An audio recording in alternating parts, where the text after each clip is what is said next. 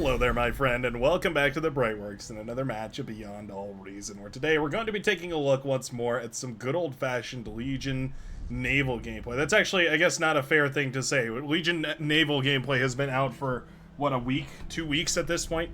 It's not really had time to become good old-fashioned, but I'm definitely very, very excited by it, as many of you, I'm sure, are well aware at this point. I have been tracking the Legion progress with much anticipation, much like Emperor Palpatine himself. The chosen one here would, of course, be Legion Navy for me to draw a parallel connection between those two, and I'm very, very thrilled to see any amount of Legion gameplay here, as we certainly will here today. But I'm getting ahead of myself because today, spawning here on the backline of Serene Caldera. Not Supreme, that's a different one. Serene Caldera, it's going to be our blue team leader. It's going to be Messy Magic Stick. Messy Magic Stick, 28.25 open skill, our blue core commander, who's going to be taking a little bit of a walk out into the water here after grabbing triple mechs and a tidal generator to start off the economy here before we eventually go for some more metal extractors. Okay, no naval gameplay here for the blue commander. We're going full greedster as we do just walk our comm around to try and grab these mexes. It's worth noting that some of these mexes can be grabbed by naval constructors when they move out on the field. They can grab them just by the very edge. These can kind of be built off the center here, as you can see, and so naval cons can rebuild these. It's worth getting that naval lab up and running very, very quickly. Excuse me, very, very quickly here. Spawning the other side, all the way on the other end here, spawning as a Legion commander, and therefore the hero of today's match, it's going to be none other than Prime Hybrid. Now, very, very close call here between Prime Hybrid and the yellow commander, who spawned just to the right of the red commander there. It's going to be a 27.76 versus 27.06. Yeah, so a 0.70 open skill difference between these two commanders, tied basically for first place. Now, what does that mean? Well, virtually nothing. We all know open skill is more of like a bragging right than anything actually substantive. But it does, of course, mean that, yeah, both of these commanders we will watch with a little bit of eager anticipation to see exactly what they can pull off. And it looks like a red commander is going to open up here with a couple of these early game harassment units, the sort of gunboat equivalent here for Legion, the Hippocampus, the light assault corvette. Kind of interesting, the light assault corvette, that kind of puts it in a weird middle ground class between something like a frigate and I guess a gunboat or a light scout. Like, it is kind of in its own little scout class here, which is really, really interesting. You can see, again, just absolutely fantastic design right here. The Legion team has, for a long time, knocked it out of the park with these beautiful looking designs right here, and this little skater boat is definitely no different as we now watch the Seafoam Green Commander moving their forces in here on the left-hand side, with the Tan Commander also moving out with a bunch of those scouting boats right here, and our Green Commander expanding very aggressively on the right-hand side. I'm glad to see it. Serene Caldera is definitely one of those maps that rewards you very heavily for getting out on the field as quickly as you can. Brutal little battle back and forth between these two. I do notice that the high caliber guns on the light assault corvette, it is a light assault corvette, but that's light relative to Navy. That means it's actually relatively heavy hitting. It does mean that this thing actually packs a pretty good punch. It can hit pretty hard. It also is fairly accurate, which is not something that a lot of these can really claim to have, but you can see out at range here, relatively accurate, certainly at the very least, relative to how accurate most other gun weapons are. It's quite a bit better. Maroon Commander Cons will actually be able to defend all this, so that's quite nice. Going to be sending a submarine out as well. Legion submarine, also looking very quirky. It's got that big fat nose and the nice little head poking out of the top, and I guess we're using the power cells here as sort of thrusters, which is very interesting for this submarine craft. It's also got a dual wing system, making it look very cool. Looks very aquatic. I would say from top down, definitely a penguin-esque kind of a look to it. Katia, no idea what that means. I'm sure there's some buff in the comments section down below who will have more than enough history nerdom to share with us. I'm very excited to see what that means, or what that refers to. But all I can tell you is that this looks fantastic. I want to know where the weapon comes from, because there should be a torpedo launcher on this bad boy somewhere. I'm not sure exactly where that's going to be. We do have one of those frigates now out and running as well, the Argonaut. No Jason this time, but we do have the Argonaut out and available here, and it will be more than enough to shut down any of these early game. We do have the Dionysus, the Resurrection. I never noticed the name on that. The Resurrection sub here should be repairing up this little gunboat over there, but obviously that is a minor critique.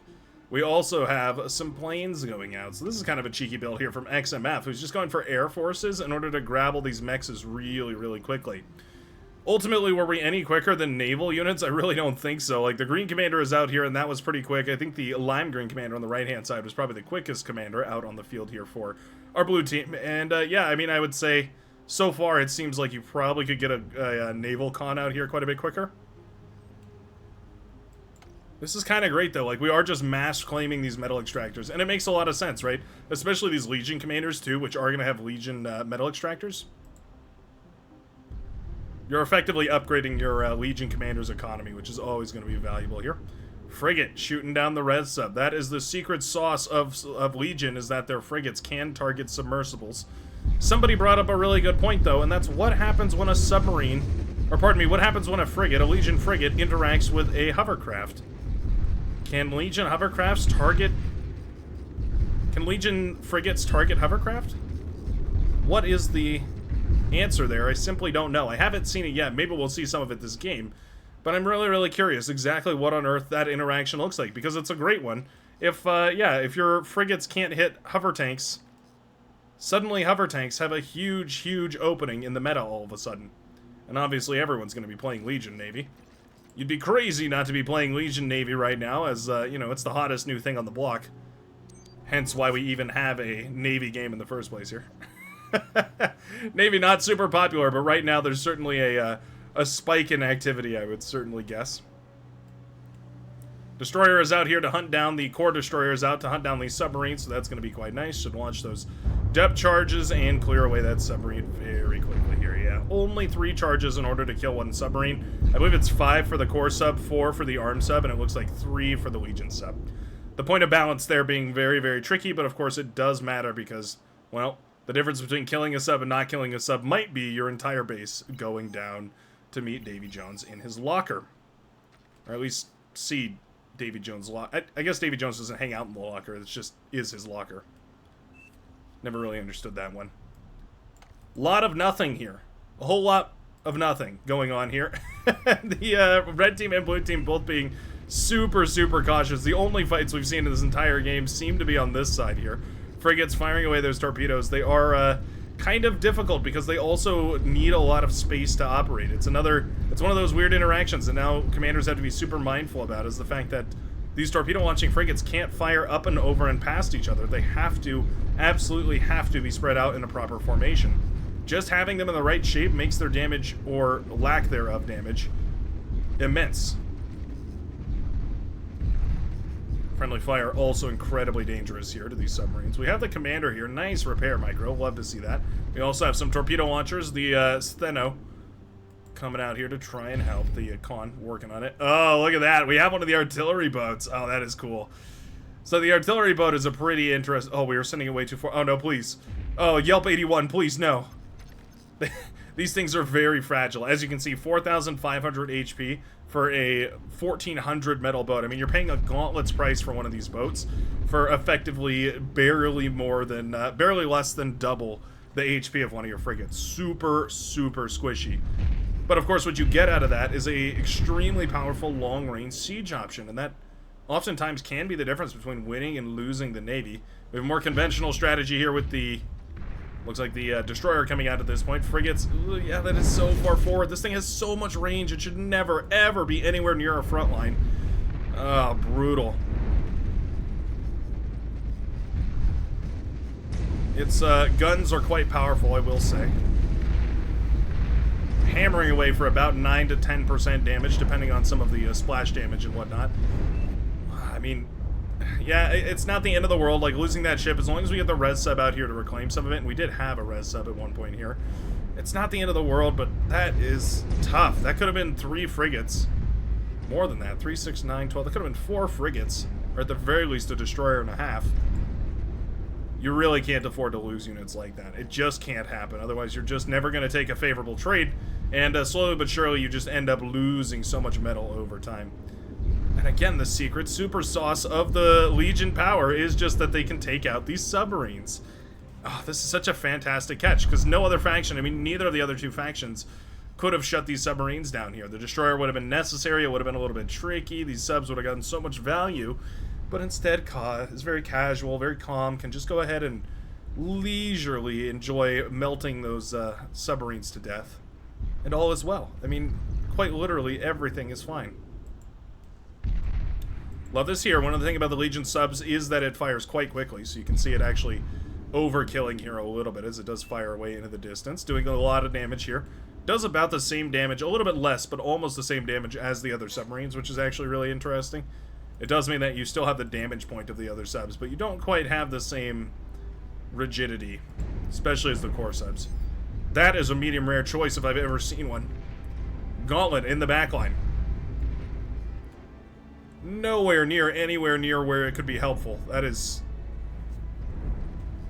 a choice decision. Destroyers firing away. Near impossible to avoid the damage the destroyers do. One of those big balance point complaints that I've seen a lot of is just that some other factions, to remain unnamed, their destroyers don't necessarily 100% connect with their damage when they fire off into the distance. Legion does. Every single time that heat ray beam is going to hit something and it's going to do tons of damage. Kansas is very overexposed right here. I wouldn't mind seeing a little more harassment on that commander. I'm also keeping my eyes peeled for this, a giant coterie of these monsoon torpedo gunships. We also have a hero gunboat that somehow snuck into the back line here for the green commander. Has more than likely completely lost track of that gunboat in the fray. Oh, submarines with a brilliant catch right here. Yeah. Let those bad boys fire away. Right into the giant cluster here of frigates. Going to put tons of damage on those. Might even bring one of them down. Yeah, nicely done. That's the kind of value you need out of those. Ooh, gets a second one, too. That's huge value right there. Okay. Not bad at all. Prime Hybrid trying to keep it together. Using the commander for the reclaim. He also has the res sub as well, so going to be eating up tons and tons of metal. It's a nice looking navy coming out of this Legion laboratory. More build power coming up here, too, as we do scale. And, of course, you're eventually going to want to scale into more and more construction ships, putting down the turbines, the water turbines. What do they call them? Tidal generators. That's the word. Very awkward engagement right here. These boats sitting in the shallow water, so the torpedo gunships have a really hard time. Anti-air is falling, though. There's not quite enough anti-air to shoot these gunships away before. The gunships have already killed everything. Down goes Alan Partridge, along with the entire frontline setup that the Green Commander was going for there. An excellent usage of those gunships. In fact, I wouldn't mind seeing more of that. Just send the gunships all around, all over the place, and just use them to constantly try and snipe commanders. They're so exposed. Commanders are very fragile, especially in a naval game, but especially even more so against the torpedo gunships. It's almost one of those units I wonder if commanders should be slightly resistant to, is those torpedoes. Red Commander cries, go, go, go, and I think it's the right decision here. Maroon needs to start trading out this force. We have loads of these destroyers now. The, Syracuse.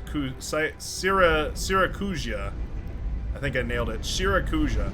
We also have two of these long-range cluster artillery vessels. Octeris. Oh, you know what? Those hit so hard. What a monumental amount of damage those can dish out. Our Maroon Commander is retreating here. Red desperately wants to play with his teammate. Wants to teamwork so hard, but is getting rejected. The love of his life swims away in a different direction. And it will leave a 1v1 instead of a very easy 2v2. What a bummer. Either way, the fight is still looking quite good here for the Red Commander. We do eventually have these light heat ray towers going down, and Yell 81 is going to fall as well. The Navy is still up and running, and we do have more of these cluster boats, which is really good. Yeah, oh, they can do a lot of damage. You got to be so careful about that, right? Spreading out your units seems to be the #1 counter to Legion Navy. That, and again, hovercraft. I'm so curious if hovercraft would just work. Hovercraft might be unkillable. There might be some exception I'm not aware of. There might be some rule that says Legion hovercraft or Legion torpedoes, I guess, are just more advanced. They can seek out hovercrafts or something. But if not, Legion does have a hard counter. And suddenly hovercrafts are relevant. Ugh. That was messy. Blowing up underneath all the units clumped up on the commander. That is never supposed to happen. I will say, though, this is actually a composition extremely harassable by submarines. Yeah, look at that. A couple of submarines making their way behind the unit composition here now. There's a single defending sub in pink. Oh, we're not killing it, though. Thanks. Eventually, the pink sub does go down. The one under the water is going to keep firing away, which is quite nice here as well. Chipping away at all these boats is really, really nice. More importantly, though, it can activate that flanking damage, which is oh so important. Oh, torpedo bombers coming out from the blue commander. Okay. Going for some proper T2 airplay. Has been doing nothing but teching up in the backline here. Has a bunch of those tidal generators, the T2 metal extractors up and running, and we do need a lot more power right now. Wouldn't mind seeing a fusion or something up and running. Torpedo bomber's so powerful here, but the anti-air is enough. Not good, but it's enough. We'll take a momentary lapse in action here to say, if you are interested in Legion naval development, stay tuned in the Brightworks Discord channel, always linked down below in the description section. There is imminent news to come that I'm very, very excited to share. I'm getting more and more details every passing day about some of the exciting, especially the T2 development. I'm super, super excited for that. It's going to be awesome. I cannot wait to share it with you guys. And the first people who will hear about it are going to be the ones that are over on the Discord, particularly in the announcements channel. Check out the React for Announcements rule. Reaction rolls, that's what the channel's called. Where you can get queued in so that you can be pinged by the announcements ping. If you don't want that to happen, I also totally get it. I'm not one for signing up for pings either. But I know some folks don't like to miss out. Frigates rolling around over here, as we do have full-blown torpedo warfare. Duffman in pink, taking a bunch of damage here from the submarines. Although, torpedo launcher will be enough to save the day. Okay. At the end of the day, it's going to be tons and tons of metal available for the reclaim here. It's kind of going to come down to who manages to grab all this metal and use it. Prime Hybrid is... are we actually eating up the T1 boats right now? Oh no, we're repairing the T1 boats. I see. This Navy, rather, is big enough here that I don't actually think it can stay together. I think we need to move this Navy. We either need to really spread this Navy out, I mean, just in a giant spiral, spread this whole Navy out, or we need to start thinking about splitting the Navy, sending it in two different attack paths. T2 coming out here, and this should be a concerning development right now for the Red Commander, who's going up T1 versus T2. T1 Navy is probably the only thing in the entire game that can go up against this T2 counterpart and still be, I'll say, relatively effective. However, you do, of course, have to be conscientious of the fact that eventually the T2 is going to out-efficiency you. And once that happens, it's very difficult to get back.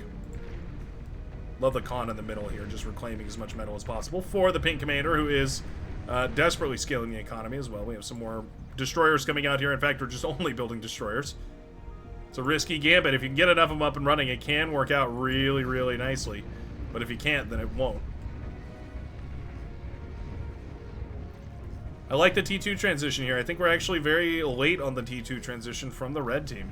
We had all that metal and all that reclaim and all that production, and we haven't really made as big of an advancement with it as I think we should have. Also, love that we went out to claim all the mexes with the constructors. We didn't go out to upgrade all of our teammates' mexes with the constructors. Kind of a bummer. I think Yellow has the opportunity here to literally scale their entire team up into T2, and that would 100% be a worthwhile venture. We're going for T2 instead, T2 boats, so at the very least there is that, and maybe we've got some T2 constructors being handed out as well. We do have the air constructors being passed around. One of those underrated things that backline support players can do is just upgrade people's mexes for them. Destroyers are still so good against the Buccaneers. The ironic thing is that the Legion Destroyer is effectively the same as the Buccaneer. It fires a big, slightly more concentrated, and has a cooldown blast of energy. The Buccaneer just fires a more frequent, less cooldown blast of energy. They basically end up trading exactly the same. How is this not enough metal to go into T2, though, is what I'm wondering. And we do have quite a lot of anti-air at this point. Those AA boats from Legion are just abysmal compared to the other ones. But at the very least, you know, you build enough of them, and I guess it's worth it. Well, I don't know. Anti-air is famously quite terrible in T1. That's sort of a balancing point, I guess.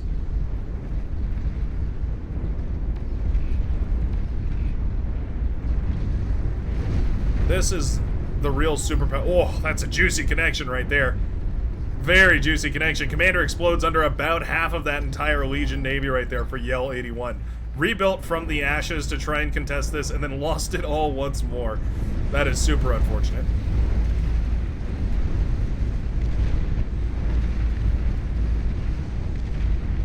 Drones now firing away into the distance, doing a bunch of flanking damage, and also, of course, just poking away at these boats. Doing, what, 3% or so per shot? Every one of those bullets that connects is about 1%.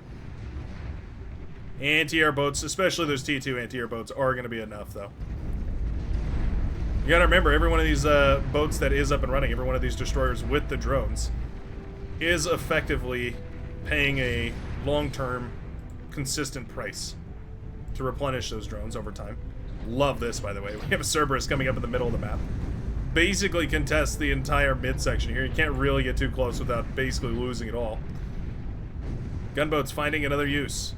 Light anti-air on the backs here of the Brimstone anti-swarm ships, but at the end of the day, light anti-air doesn't really scare these T-1.5 torpedo gunships away. I mean, I love this Cerberus. This is such a great play, though. Locks down the entire middle of Serene Caldera. It's perfect. I actually got an APHIS up and running here for the Blue Commander. Okay. Just realized I had this turned off. Whoops. APHIS up and running for the Blue Commander. We do have some T2 labs coming up. Looks like we have one for Ka. Over in the back line here for the Green Commander, who's just been brawling it out as T1 for the longest time. Does have a little bit of anti-air up and running. We need some more, though. Yeah, those AA boats.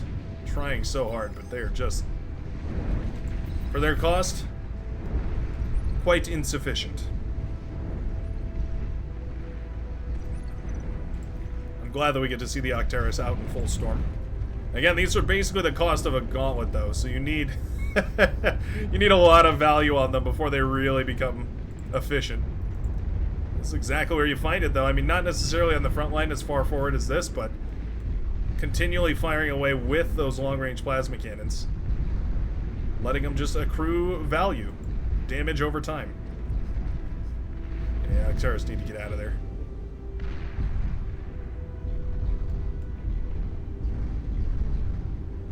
Supporting the Octeris should be primary discipline. The Cerberus is up and running, by the way. Oh, look at that. We're even reclaiming the build power. Lovely. Oh. It hits like a waterborne truck. The Cerberus is just mauling the Purple Navy right now. Literally nothing the Purple Navy can do about this either is the brutal part. It's going to reach out and shoot at literally anything. I love that play right there. There's the Yellow Commander making some big plays. We are upgrading the T2 mexes as well all over the place, so that's really good too. And of course, as more and more of this T2 comes up and running, I do expect that we'll see some fusions and whatnot starting in the backline here. Blue Commander keeping that eco-scaling hot.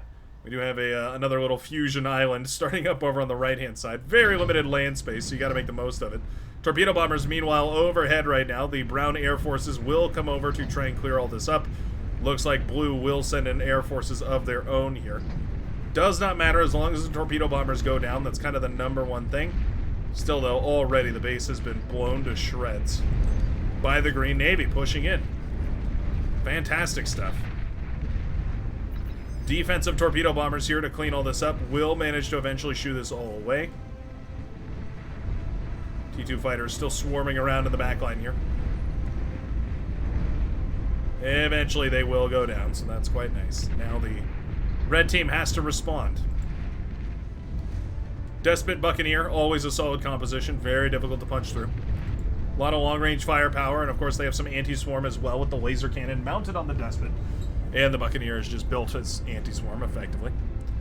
Drone carriers launching their drone swarms here to try and do a bunch of damage. Big old T2 fight over on this side as well. As I was talking about, though, eventually the T2 just kind of overwhelms you on an efficiency standpoint. Those Despot can just fire away leisurely from a distance. They actually don't have a radar boat. It's kind of an undersight. Oversight, rather. Okay. Might be witnessing the throw of the century here. Luckily, it looks like green will be getting into the fight right now with the blue commander. Oh, there we go. The Reign of the Arcturus. 8 volleys of missile or cluster plasma firing away all at the same time. See if I'm green also getting into the fight. Hey, look at that. A little bit of multi-prong. Very, very nice. These submarines under the water also getting blasted here by the frigates. The destroyers doing fantastic work. We do have the radar ship for a bunch of vision as well. And I'll be... well, call me crazy, but it looks like the red commander has completely shut down the 2v1. Now it's time to just go sweep up this push over on this side. The Despot can, again, fire away. It's got the vision here from the anti-nuke radar ship. Also, scout planes are quite nice as well. And as this fires away, tons and tons more damage. All these boats going down. They can be reclaimed, they can be rebuilt, they can be made stronger, better than ever before. Gunships also being used to clean a lot of this up is really cool. What a fantastic trade right here for the red commander. Gonna reclaim a whole bunch from the front line. I think this is the right move. Oh, Buccaneers are moving in. They smelled out that there's some res subs under here. Yeah, those subs need to run for their lives. You don't want to lose these. Bulwark is up and running. We actually did manage to get this put together. So it's going to start laser blasting apart whatever it can or can't see. And a bunch of naval pathfinders now moving out to reclaim that wreckage. Lovely stuff right here. Red team showing some solid Navy fundamentals. Paladin's out now for the pink commander. You typically want to engage these from about as far range as possible. Broadsiding is also best so they can fire both of their laser cannons here. I swore the Paladin Gauss cannon was actually quite a bit faster. Had like a really fast travel time, one of the nice things about it.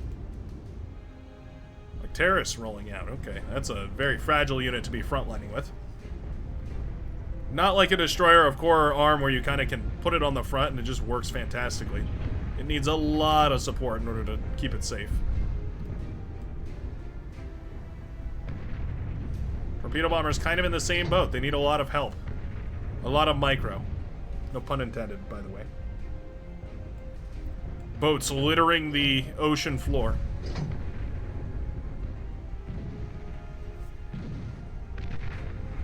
These torpedo bombers work quite a bit better with a spotter plane. That's the secret.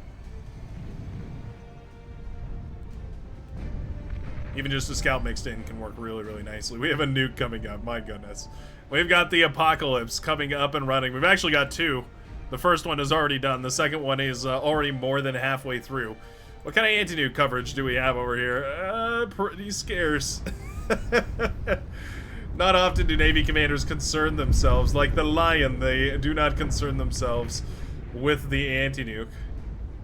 Much like myself on the average Saturday afternoon, 12 to 4 PDT, in case anybody's curious.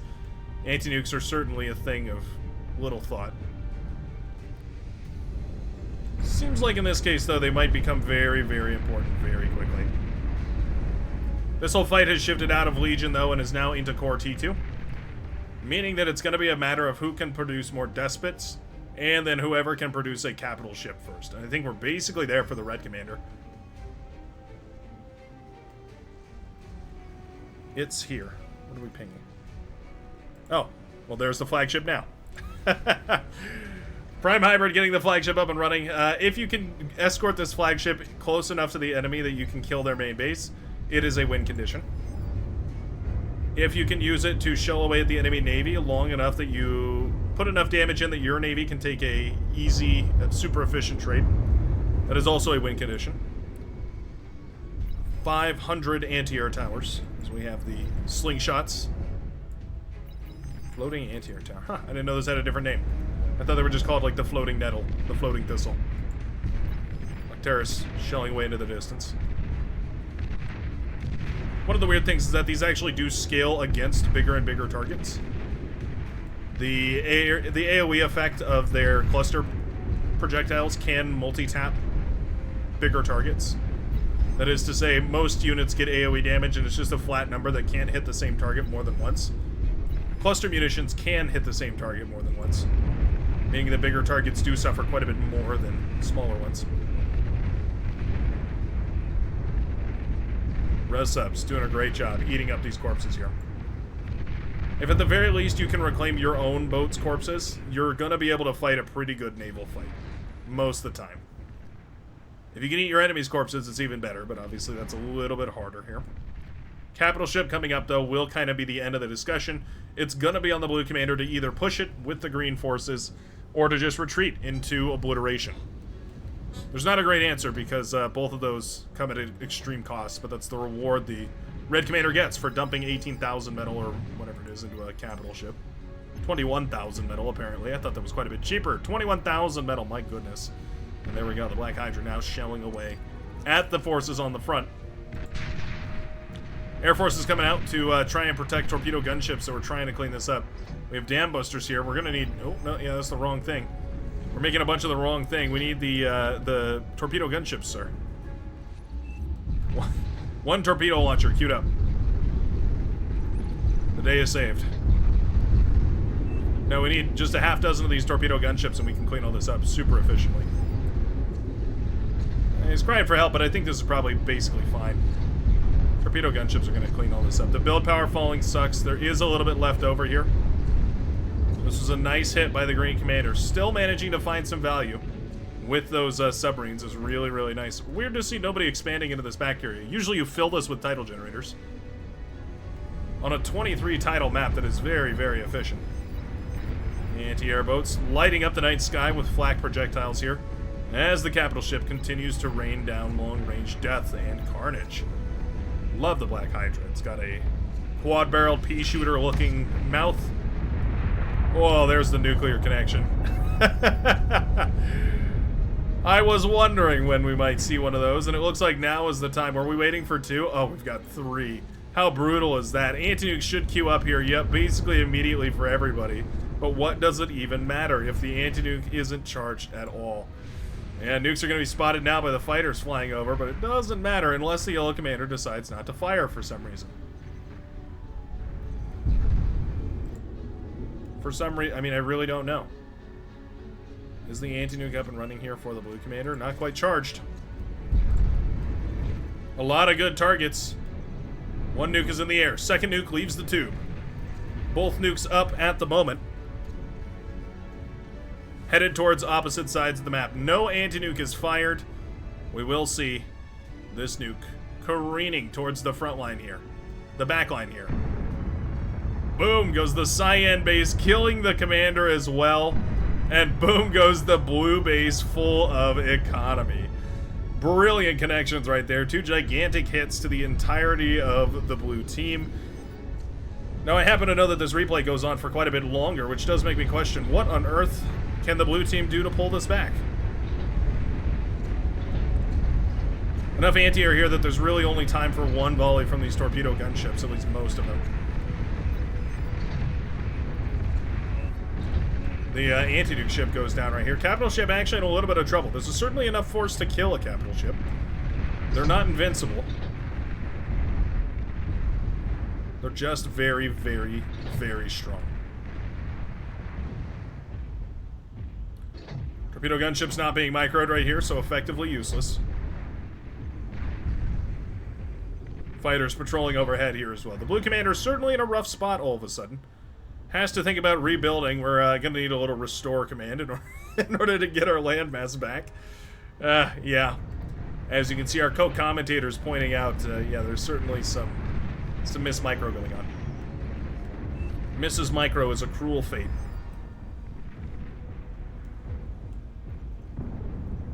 Anti-nuke shuts down the 4th nuke to be sent across the field here. And again, I can't help but wonder... Are we going to... What is fine? Oh, there's a capital ship from Tan now. Can't help but wonder, what is it going to take in order for the green commander to push in? We do have a flagship up and running. You want about 10 of these aerostorms to make this flagship basically untouchable by air. And then you want to wrap it all in a nice bundle of buccaneers to make yourself untouchable by submarines. And after you've done all of that, you're usually in a pretty good spot. You've kind of protected yourself from most of the most common, most dangerous angles, avenues of attack. Another anti-nuke shooting down the nuclear missile right here. Everybody on the blue team now suddenly quite wary of nuclear shenanigans. What a little catch right there from the yellow commander, realizing, you know what, I've got the eco for it and I've got the chambers for it. May as well go for a couple of nukes. Who's going to have anti-nuke up and running? The gambit paid off. The answer was virtually nobody.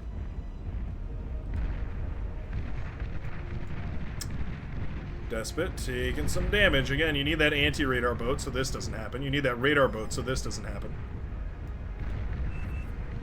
I can't defend this, cries out the blue commander, and I think that's pretty much true. At this point, it is basically a numbers game. There's enough of these Buccaneers to shut down subs. There's enough Despots to kind of shut down anything big and bulky that tries to push forward. All that the blue commander, the cyan commander can do right now is just hope that there's some way out. The one thing that might work here is a big swarm of ships. We've got a big swarm of planes instead. That can work really well as well. Heavy bombers, actually, against big comps like this can work wonders as well. Pinpoint targeting right in the middle of this composition with heavy bombers can actually find a ton of value. Just the fact that it also helps you target... The torpedo bombers will only hit the edges of a ball of units. The heavy bombers will actually hit the middle, which is usually where those arrow storms are going to be kept. It's important because it means that you can actually get rid of your enemy's anti-air. A mixed composition of bombers. Very difficult to micro, very effective to use.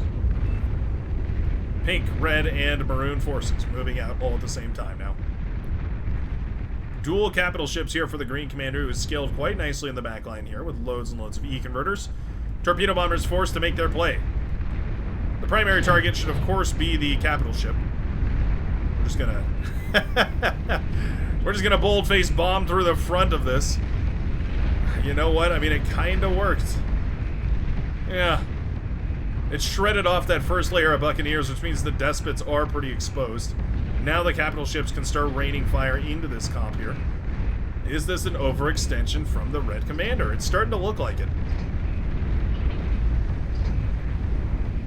Very, very thin in the anti-air all of a sudden now.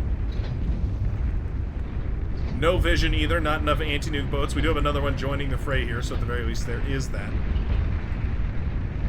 Trying to target down the capital ships here in green. Red res subs also trying to repair everything as much as they can. I think they need to start extracting resources. Just pull as much of this out of the wreckage field as you can. Yeah, they're just going to start reclaiming. I think that's the right move. Fighters are pulled here from the yellow commander to try and clean up all of this Air Force. That is a lot of fighters right now in blue, though. Not to mention the anti-air defenses here from the blue team as well. Working really nicely. Wow. A hand-delivered, I'm going to guess 60,000 metal. Wow. Right on the money. Looks like it was 60,000 just before some of it was reclaimed right there. That's, you know, I'm getting pretty good at this. I may be watching a little bit too much BARM. We got the long-range torpedo launchers coming out here as well, the Krakens. Very, very effective against submarines, against capital ships, against despots, against virtually everything. The advanced torpedo launcher is very, very good here too. Gonna be an excellent anti-sub defense, as well as great for taking out those AA boats. Nice hold. Nice hold. So far, so good. Little push coming through the middle of the map, but again, not nearly enough anti-air to actually deal with the bomber forces here from the blue commander. Lovely air support so far from the blue team, holding it together with the air support. Meanwhile, we have a push in green on the north eastern side.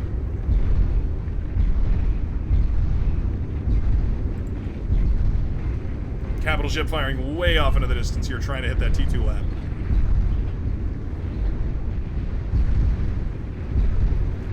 T2 anti-air will be thick enough here to shut down these bombers. So they won't be able to hit that capital ship. Oh, well, you know what? Never mind. T2 anti-air sucks and will be able to hit that capital ship. Every one of their bombs did connect with that capital ship. Fantastic. Well, Paladin's still moving through here. We also have a longbow for some reason, all of which are firing away whenever they can.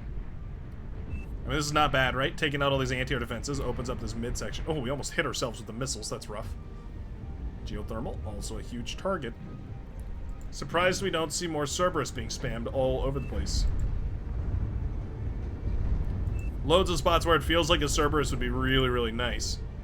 Forward T2 laboratory pumping out some units now. Bunch of submarines headed over in this direction. Gonna start working on some brimstones that were tucked away in the corner here by Alan Partridge.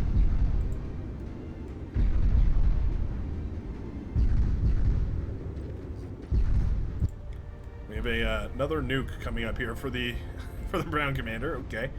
Nuclear missile launchers have been kept around, by the way, interestingly enough. Typically, after you fire off your nukes, the enemy side is so covered in anti-nukes that it's not worth keeping your nuclear launchers around. Maybe the Yellow Commander has something planned, though. Maybe wants to try and snipe a comp that moves out too aggressively here. Either way, those nuke chambers do cost quite a lot to run. They cost several thousand. I think it's 1,000 energy a pop and also some metal. Yeah, 1,000 energy and 8 metal per second is not nothing. I mean, it's basically one of your mechs is down, and then, of course, a fusion reactor's worth of energy. Blue Commander rebuilding where possible. Trying to set up some little eco centers all over the place here. Quite difficult, but it is working. Again, a super effective eco-scaling method is just to flood this area with tidal generators, though. Very consistent, kind of difficult to kill, too. Long-range battle submarines being sent to the front lines for their demise. Res subs refunding a bunch of this metal back. And I'm just dying to see what the blue team has in store for us. They've got a wonderful lever on the right-hand side, but they are in a bunch of trouble on the left. And, of course, vice versa here. This giant army of submarines also looking quite menacing. Finally have the battle that we've been waiting for. Buccaneers being barraged apart here by the Despots. Anti-nuke boat moved way too far forward. It's a bummer because that's the vision. It's the scouting here to make this all work. Okay, Anti-nuke goes down here for the Lavender Commander as well. It's simply a numbers game, and there's way bigger numbers here on the side of the red. They are falling, though, I will say. Those Despots are going down. One by one. Doing about 1% per plasma blast here, but man, those capital ships. My goodness. 5 Black Hydras is tough. The hail of plasma fire is unbeatable. And now we've got the torpedo bombers coming in as well. Ah, this is brutal. Fighters catching all that is really, really nice. Yeah, okay. Looks like the torpedo bombers will at the very least be shied away here. Res subs underneath to eat up as much of this as possible, too. Several thousand metal going back to the red commander all at once. No real brutal T2 scaling, though. We are kind of on E-converters and tidal generators. It works, but we need to improve it, right? We need 10 cons building tidal generators. We need to completely fill the space in the backline. We've, oh, by the way, completely missed the submarine attack. T2 lab in the back has been sniped right here. Torpedo bombers coming out, so that's unfortunate. Submarines have naturally no defense against this. Fusion reactors have been spotted. Finally here. Arthur Narir. Well, these subs are kind of sucking, but in theory, anyways, they should be able to kill these fusion reactors quite nicely. Mass anti-air boat. Quite weak against literally anything. Does not actually take much in order to kill an anti-air boat. Some may be surprised to learn. Ultimately, sub-attack has actually held quite nicely here. Yeah, torpedo bomber's going to clean all this up. Fusion reactor, no micro whatsoever here from the yellow commander. So the fusion reactors will stay up and running as well. Anti-nuke ship wasn't targeted down either. That should have been an obvious target. Wasn't actually blown to smithereens. So ultimately, that was a lot of submarines that kind of died for not a whole lot of reason. The ultimate powerhouse is, of course, I'm going to go ahead and hide this. The ultimate powerhouse, of course, is these Krakens. They're basically sharpshooters. Sharpshooters of the sea, if you will. And if you can get them up and running, you can win a game with them.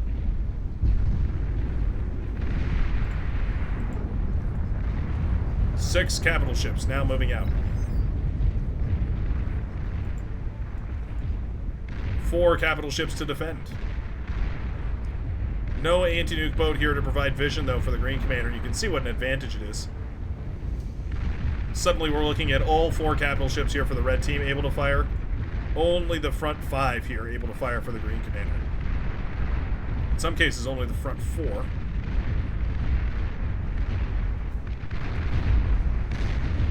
It's a really necessary, really easy piece of tech to include. You're not going to throw an anti-nuke ship in the mix here. You're wasting valuable resources. Brimstone's going to be in the next wave.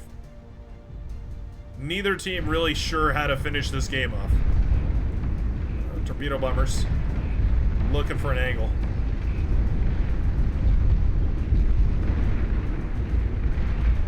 Core torpedo bombers drop one big heavy bomb. Makes them really, really ideal against big single targets. It also does a bunch of AoE, so it is especially good against clumps of targets. Love that we have the Devastator also up and running. It's a coastal defense we see more in the Space Race mod than we see in actual naval warfare. Constant stream of bullets back and forth from these guys.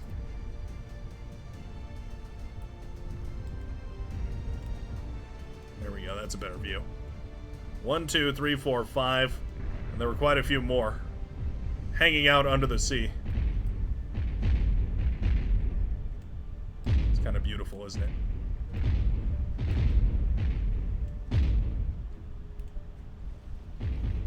Yeah, these capital ships are a work of art. A Cortex work of art, but a work of art nonetheless.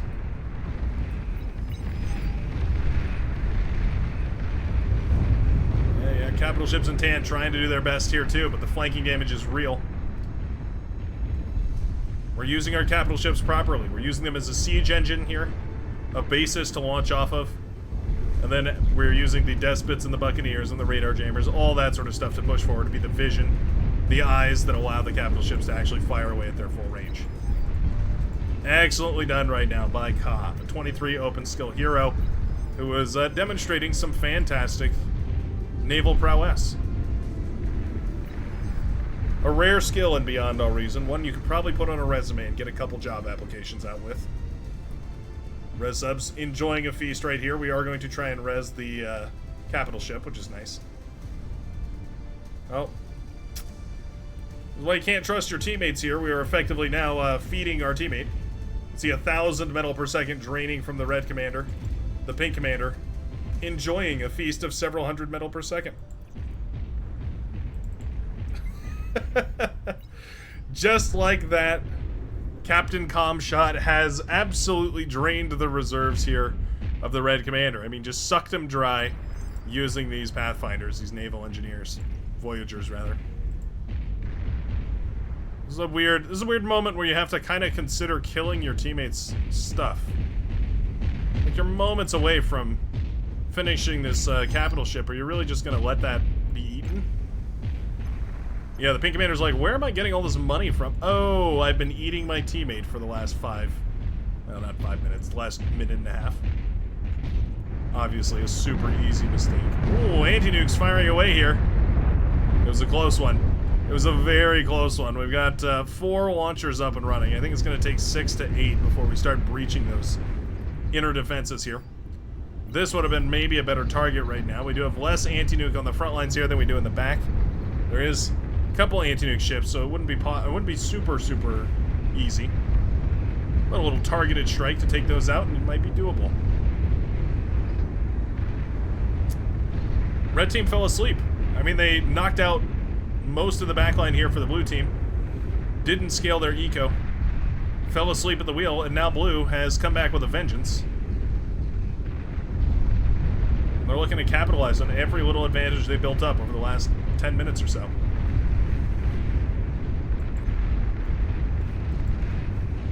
Submarines now making it into the orange backline. Torpedo launcher, not going to be enough. Capital ship likewise, not going to be nearly enough here. Commander goes down. Anti-nukes firing away here to intercept the nukes right next to them. Very cool. Very demure. Main base now of the... Oh, that's nice, Duke. Okay, that one connected in a nice way. Does scratch up those pretty boats pretty well. There go the nuclear launchers, though. The APHIS in a ton of trouble as well. As suddenly the red team has been entirely overwhelmed. What a comeback story here for the blue. Despite being nuked twice, despite being pushed out of their left-hand side, they managed to hold with overwhelming capital ship firepower and brilliant eco-scaling. They managed to claw their way back slowly, subtly, and, well, just barely enough that they could crack the defenses here and win the game. GG. What a beautiful little back and forth. Thanks a ton for watching, folks. If you made it to the very end, as always, I sure appreciate each and every one of you, and I hope you'll consider joining the Brightworks via the Discord down below. Once more, it's where all the big announcements will be coming out very shortly, so stay tuned. And I sure hope that you, more than anything else, have a fantastic rest of your day. And I will see you again in the very next cast of Beyond All Reason. Peace out, everybody.